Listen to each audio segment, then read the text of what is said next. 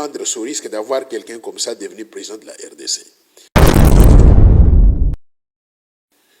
On sait maintenant que la femme de Katumbi est burundaise. Alors, dites-moi, mère zambienne, père grec, italien, juif, femme burundaise, quelle est la connexion qu'il a avec la RDC pour prétendre occuper même la magistrature suprême dans un pays comme la RDC?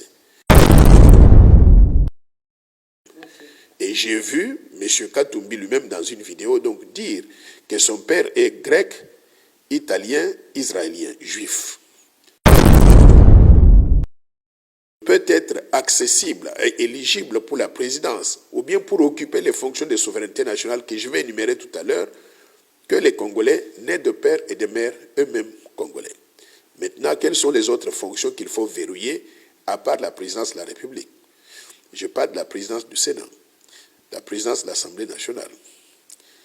Je parle de ce qu'on appelle donc les chefs de corps, c'est-à-dire le sommet de l'armée congolaise, FARDC, de la police nationale congolaise, de l'ANER, de la direction générale de la migration, les hauts magistrats. Donc je parle même des fonctions régaliennes au niveau du gouvernement, c'est-à-dire les ministères de la Défense, ministère de la Justice, ministère des Affaires étrangères, ministère des Affaires intérieures, de l'Intérieur, ministère des Finances. Donc toutes ces fonctions, on doit les verrouiller et s'assurer qu'elles ne restent accessibles qu'aux Congolais nés de père et de mère.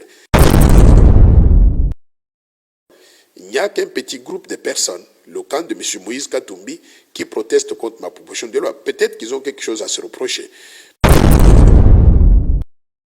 Jean-Claude Muyambo, qui est ami à Katumbi et qui le soutient.